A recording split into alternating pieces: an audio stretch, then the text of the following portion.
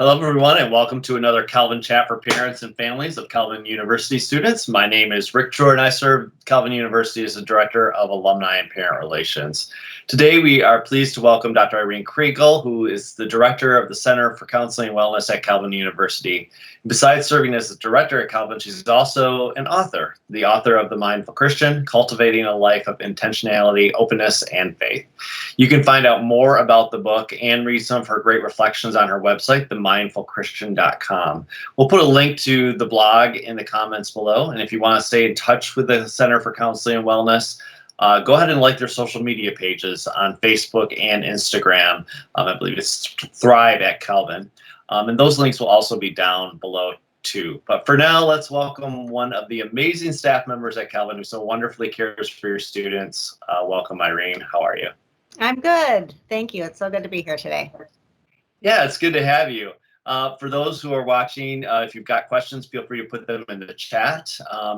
We know that about 19% of our students last year used the Center for Counseling and Wellness, and it's been a great benefit to them. And I would think that with all that we've been going through this year, there's probably even more of a need for good mental health care. So I know a few years ago, too, you moved to a step care model of care. And so to get us started, can you give us a summary of what the different types of services are that you provide? Yeah, I'd be glad to. So the step care model is an approach to treatment that's become more common on campuses, college and university campuses around the country. We are acknowledging more and more as a field that college students oftentimes have a more wide-ranging, complex set of needs as compared to some more private practice settings or other types of community-based settings. And so what the step care model provides is a really wide range of resources, all the way from group therapy to skill building workshops to online resources that students can engage with on their own. We have individual sessions that are offered one session at a time for students. We also do a lot of collaborating across campus, just acknowledging that student mental health is not just tied to counseling, that it's really tied to what students are doing day in and day out and ways that they're able to connect with other helping offices and supports across campus. That's a really big benefit of being a student, is you have access to so many different types of wellness resources on a college campus. So the step care model is collaborative. It takes all of that into consideration. And when a student comes to us, we very actively connect them with sort of a mix and match version of those resources that are very specifically tied to their presenting concerns. Yeah, so as part of the model, you've encouraged students to participate in group therapy before the individual counseling sessions. Can you talk a little bit about why that is? Yeah, group treatment is really the cornerstone of our model. And we acknowledge up front that lots of students are anxious about that. In fact, lots of adults are anxious about that. I often tell students I am anxious about groups, not my favorite. And we believe that that's actually one of the reasons that they are so helpful, is that when we enter into a group setting, we're bringing those feelings with us, and we have this opportunity for a new experience with a group.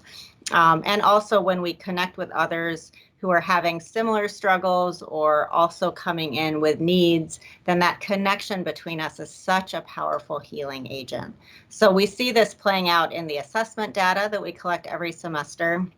Very consistently every semester, our learning outcomes are higher for groups as compared to individual therapy, and student satisfaction is higher in the group context as compared to individual therapy. So based on that data, and then based on the subjective experience of students who consistently tell us that those groups are really helping them to move forward in that healing journey, we continue to offer that really as the foundation of treatment. And this is consistent, again, with what colleges and universities around the country are moving towards. And many community-based programs as well are acknowledging that groups often can help us move forward in that healing journey, sometimes even more rapidly than individual connection. One thing that we emphasize is that for many students, especially for that maybe traditional age, 18 to 22-year-old college student, peer relationships are crucial. So there's so much happening relationally and developmentally around the way that students are relating to one another. And so students can sometimes share things with one another and support one another in ways that are incredibly powerful, even more so than if a staff person or even a therapist were to say the same thing. And so we believe that the power of those relationships that are created in the group context is so worth it, even if students feel a little bit nervous going into that context to start out with.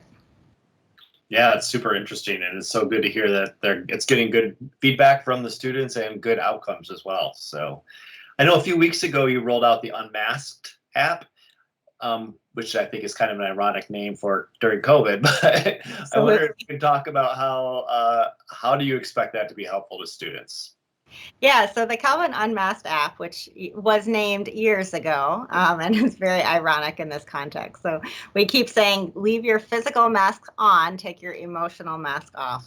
And so the power of this app, which is actually being used at lots of different universities around the country, is that it's creating a space where students can reach out and connect in a digital form, which is especially helpful during the pandemic when it's getting harder to provide that support to one another face to face. But also even outside of pandemic times, we find that for some students, there is so much fear about reaching out in person to other people for support that we needed sort of an easier access point, an easier entry point for students who needed to just kind of dip their toes into getting some support and sharing how they're doing. So Calvin Unmasked is an anonymous app. Has pros and cons for sure. So the anonymous nature of it sometimes makes it harder to follow up with students if they have concerns or complaints or things like that, or to correct any misinformation that may emerge. So there are definitely challenges, but the benefit of the anonymous platform is that it really does make it very easy for students to share how they're doing emotionally, especially if they're not willing to do that in another place. And the benefit of this particular digital peer listener app is that it has a peer moderator component. And so it's actually Calvin students who are in charge of moderating this app for their peers.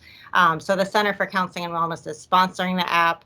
I personally am involved in supporting that group of peer moderators, providing consultation, helping make sure they have good information about mental health resources on campus.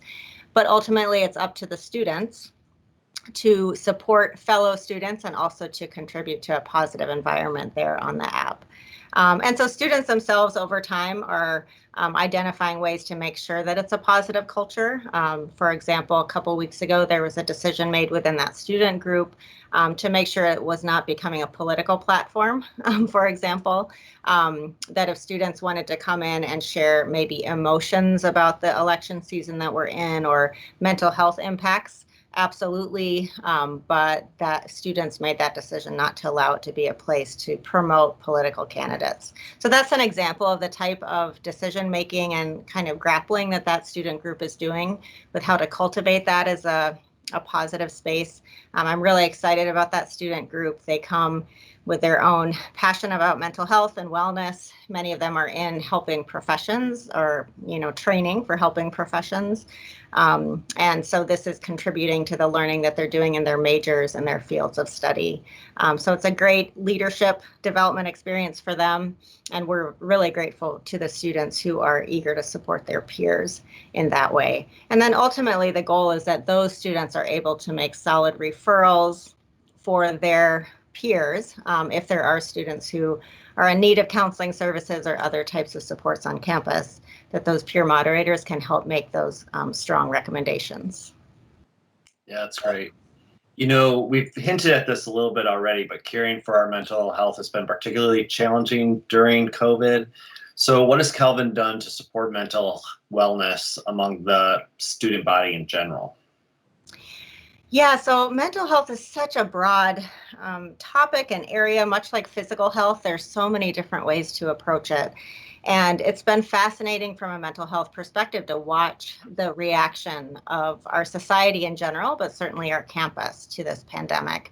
And we find that there's a really broad range. So we do notice that there are students who are struggling, students who maybe are feeling waves of anxiety that they didn't experience before, or maybe an exacerbation of anxiety they had before. There are students who are struggling with isolation or maybe they're feeling more removed and cut off from others.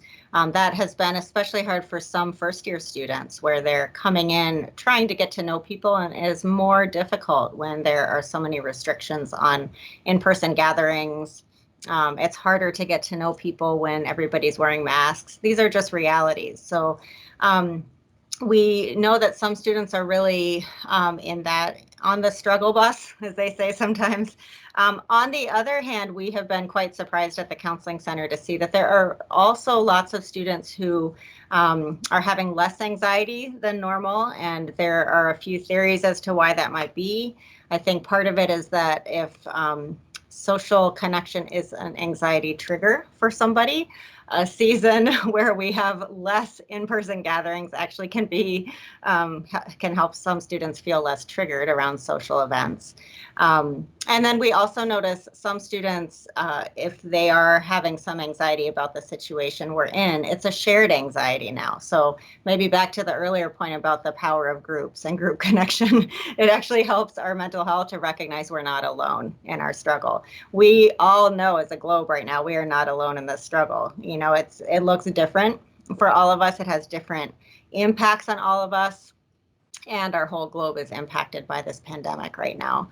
And so there is a mental health benefit to that for students who maybe in the past struggled with pretty intense anxiety, to recognize that there's more of a sense of connection around that anxiety now as compared to feeling like their struggle separates them out from other people. So all that to say a really wide range. And I know that that means that there are lots of different ways we're trying to support students depending on their particular needs. Some of the work of the Counseling Center certainly is in support of students who are experiencing pandemic-related mental health challenges. And at the same time, so much of what we all need in terms of our mental health right now is not necessarily clinical support. So many of us, yes, clinical support is very helpful, but ultimately what we're all longing for is connection, and we're needing to find new ways to connect, to know that we're not alone, even during times of increased physical separation, and times where so many of our old coping skills aren't accessible anymore and have kind of gone out the window, so many changes in our routines. So with all of that, we are all needing new ways to connect to one another. So sometimes the Counseling Center is involved in that kind of mental health support, and sometimes it's going to be Residence Life or the great team of people we have on campus who are actively reaching out to students who are in quarantine or isolation, campus ministries, health services. There's a whole host of helping offices on campus, and it's kind of all hands on deck right now in terms of making sure that students' mental wellness is being supported during this pandemic season.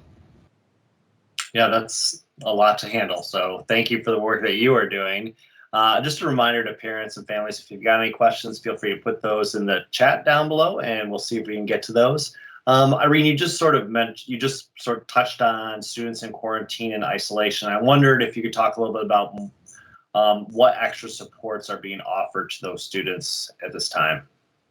Yeah, sure. So, I mean, just a disclaimer that much of that is outside of my office, so I can share what I know and the pieces that I'm connected with, and then others are welcome to add other pieces if they know too. But certainly we know that if a student is in quarantine or isolation, there's just going to be a new set of challenges there.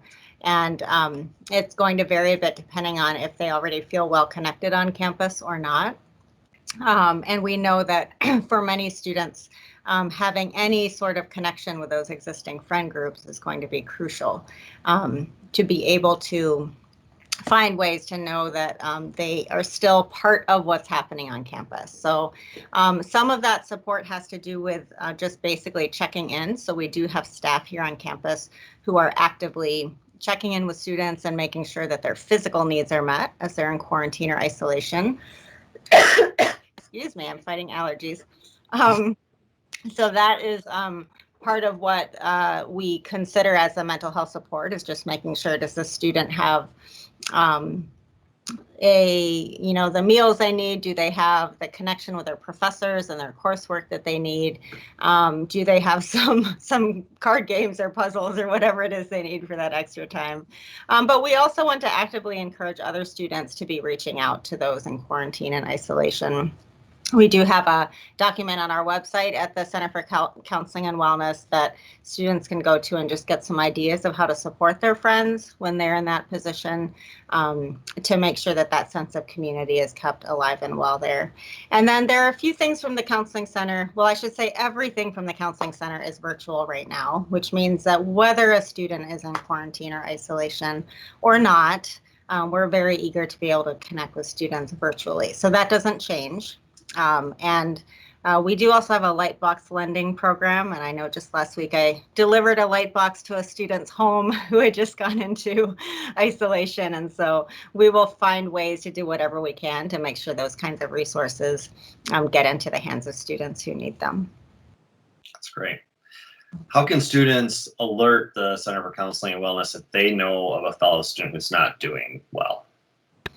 Yeah, so we're really easy to get a hold of, and we encourage students to reach out on behalf of themselves or somebody else. So the easiest way to get a hold of us is using either our phone number or our email address, or we do have a sign-up request form on our website that students often use because they can provide us with their schedule right there. It makes it very easy for us to match them up with an appointment. But typically those are all going to be if a student is concerned about themselves and looking for support. If they're concerned about another student, oftentimes a student's always welcome to call us at the Counseling Center and share concerns, because we are a HIPAA protected office. We are anything that's shared with us is confidential, unless there's a significant imminent safety concern or something like that. So typically we actually encourage students to go instead through the route of what we call the student concern report. So on the Calvin website, anybody at Calvin can use the student concern form to say, hey, there's this friend or person on my hall or person in my circle somewhere that I have concerns about. Could somebody check and just make sure they're doing okay? So that is actually monitored by the care team. The care team is made up of a very interdisciplinary group of staff on Calvin's campus, many of whom are not bound by HIPAA in the same way that the Counseling Center is. If a student wants to have a conversation about a concern they have, then oftentimes the Dean of Students can be a good person to reach out to connect with, or also the Center for Student Success. So again, those are offices that won't be bound by confidentiality in the same way as the Counseling Center. But having said that, we encourage any student to call us at our center at any time, and we're happy to talk them through the concern and talk about any options that they might have moving forward. So is that the same advice for parents about how they would alert the Center for Counseling and Wellness, or how would they encourage their students to use the services you provide? Yeah, it is the same advice. Parents won't have access to that student concern report unless they work here. But really any parent that has a concern about their own student is always welcome to call us for some consultation if they would like. Of course, we can't share any information if we do have information about the student. We won't be able to share that unless we have a signed release to do that. On the other hand, we're eager to provide parents with support in navigating resources and thinking about how to best support their student. So we would always rather somebody call rather than not call if they're not sure who to reach out to. And then oftentimes if a parent is looking for a staff member to check in on their student, or to whether it's something really serious or something more minor, we help the parent think through who is that person that's already in connection with that student. Maybe it's somebody in residence life, maybe it's a coach, maybe it's somebody at the Center for Student Success. So again, kind of thinking outside of the confidentiality bubble of the Counseling Center, are there other people that the parent could actively work with to check in with their student? But if a parent is really just looking to encourage their student to seek services, we often find that coming to that from a place of humility and putting aside any anxiety about it and just being present to their kid in that way is the most helpful. Being willing to share any of their own personal struggle over the years can be really powerful. So for a parent to be able to show some vulnerability and authenticity around their own journey of mental wellness. And we all have a mental wellness journey. So it's not like some of us have mental health and some of us don't. We all have mental health, just like we all have physical health. So to be able to talk openly as a family about that mental health journey can really support students in more proactively taking care of their mental wellness. And then one piece of advice I often give parents is don't feel like you have to talk your son or daughter into the whole picture of treatment. Really, we just have to do one step at a time. So the screening process with our office is quite simple. Students give us some paperwork and then they meet with a counselor to talk over their needs, their goals, the resources that are available for them. So they don't have to come to us ready to dive into a lifetime of mental health work. Really, they just need to do that screening as the first step, and then we can help them decide what's the next step after that. So sometimes if somebody's pretty hesitant about reaching out, just being reminded that they're not making a long-term commitment, that in itself can be helpful. That's great advice. So I think you may have hinted at this a little bit with the form and also the regulations around HIPAA, but I'm wondering at what point do parents get notified if their student is struggling with mental health challenges? Yeah, that's a great question, and it's a complicated question, a complicated answer. It's maybe not quite as complicated out of our office at the counseling center because, like any counseling center, we are bound by the laws and ethics of confidentiality. So, as we always tell students when they come to see us, there are 3 exceptions to confidentiality. So I can share those with you as well. So, first of all, if we know that a student is at imminent risk of harm to themselves or somebody else, we do not keep that confidential. We will call whoever we need to call in that moment to make sure that safety is established. Second of all, if there's any report of abuse that's never been reported to the state, we are mandated reporters for abuse. And then thirdly, if we were to ever receive a court subpoena, we can't necessarily say no to a judge. So those are the 3 exceptions to confidentiality. Apart from that, legally and ethically, we cannot share any information about a student, even if they're having some pretty serious mental health concerns. We cannot share that with anybody without that student's consent. So again, very similar to any clinical setting that you would find. Now, having said that, we are one department in a very large campus with lots of other departments. And so the way that the university is conceptualizing that is making sure that students have what they need to be well.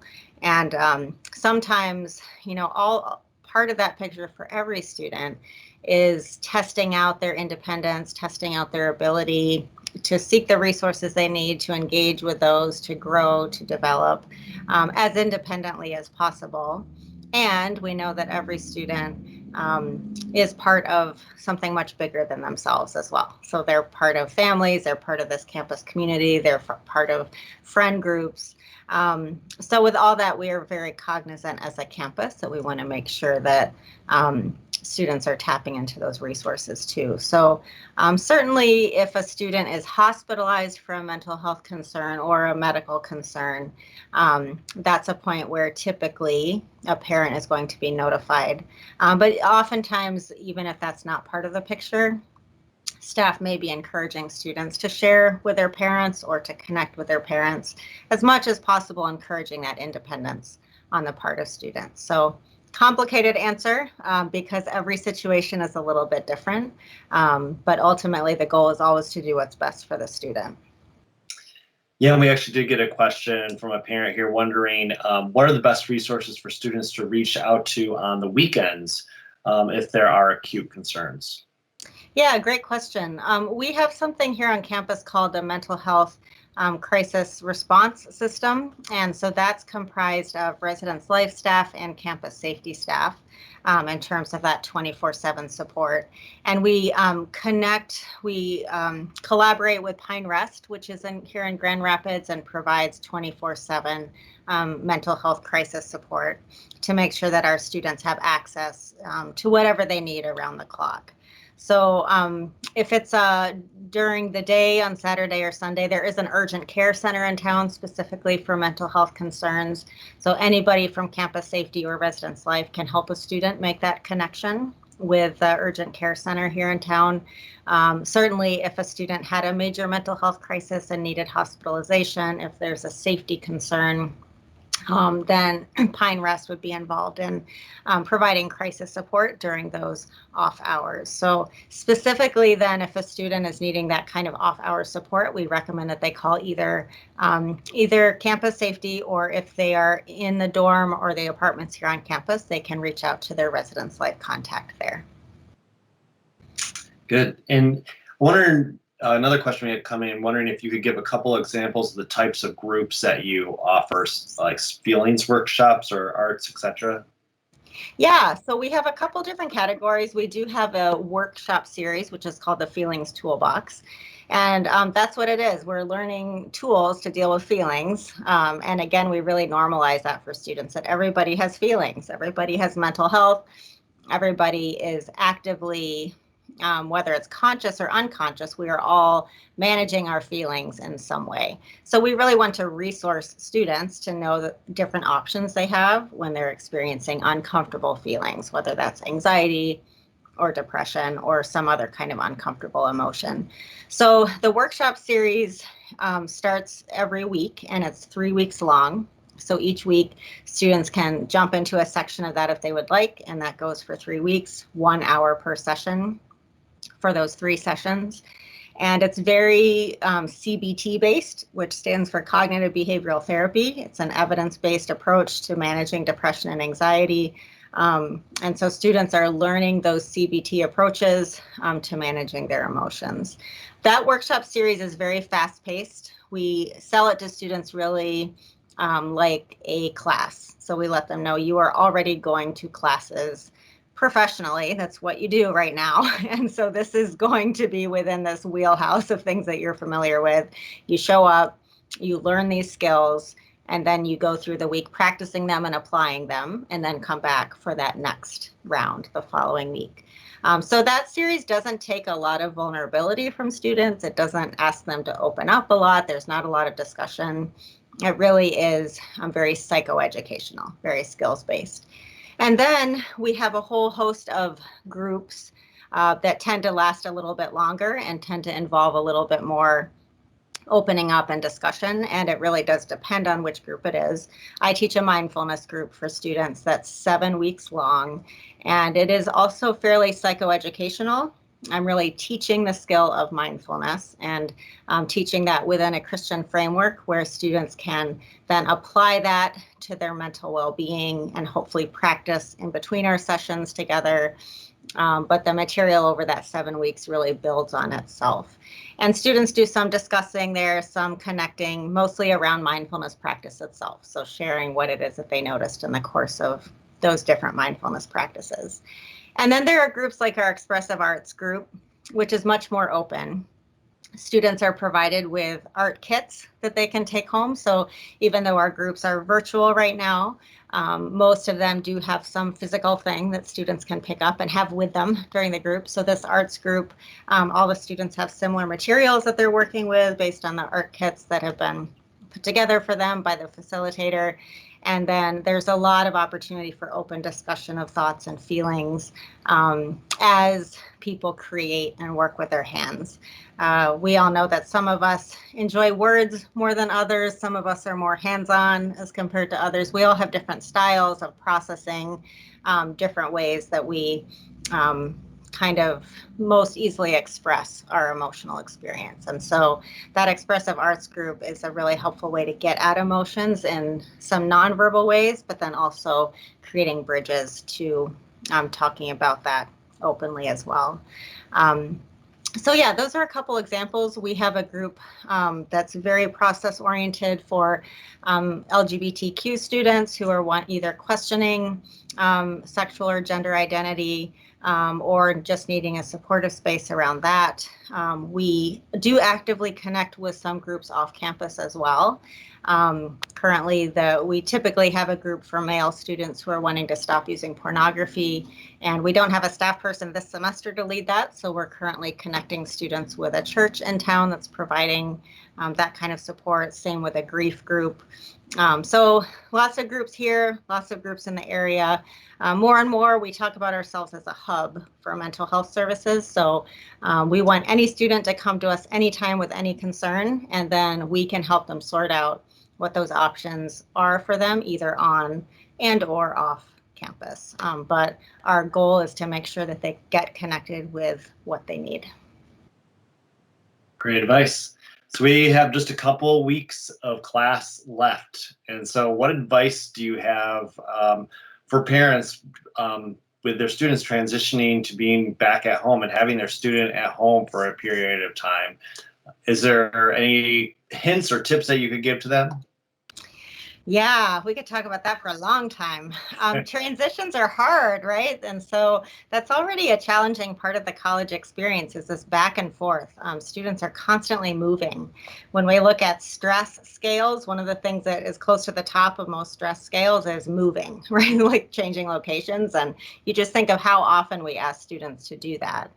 And here we are in this situation where that's added on to our pandemic context, and then these more extended periods of time that students are spending at home through these periods of distance learning. So I think one of the core things to keep in mind is communication. You're probably not surprised to hear a psychologist say that, but recognizing that we, especially during times of transition and moving, as these students are growing and developing over time as well, communication is key in being able to manage those transitions well.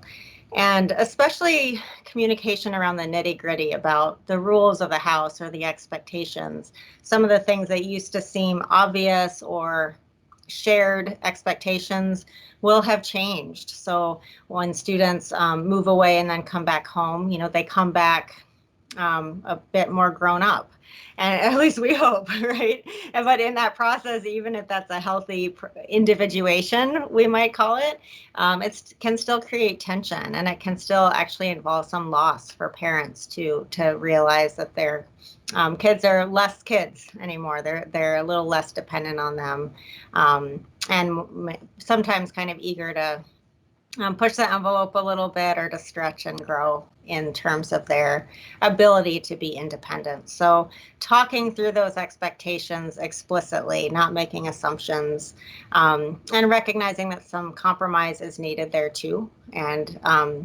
that there will be mistakes made and along the way, but the goal is to maintain a loving, supportive atmosphere with that clear communication going on too. And then recognizing that it's important to have some kind of connecting activities, connecting rhythms of some sort. You kind of, in any healthy relationship, you need this balance of closeness and space. And that's part of what gets renegotiated every time people move apart and move back together. You sort of have to figure out what's our balance now of closeness and space. So sometimes students are maybe leaning more towards one than the other. If there's too much closeness, that can be a problem. If there's too much space, that can be a problem. So making sure that there are some rhythms of connection while there's also freedom for that student to continue to grow into their own independent person too. Great advice. Thanks. We put a link to some other tips in the comments below too, so we encourage parents and families to check those out. And just remind people to check out your blog, themindfulchristian.com. It's a great place and a great resource to practice some of the techniques that you have shared with us today. So thanks again for being here, Irene, and for joining us to talk with parents. Thank you, Rick, and thanks to all the parents who tuned in today. Do feel free to call our office at any point if it would just be helpful to talk through a situation or ask questions. We are here for you, so appreciate the chance to talk with you all today. Yeah. Thanks for caring well for our students. Have a great day.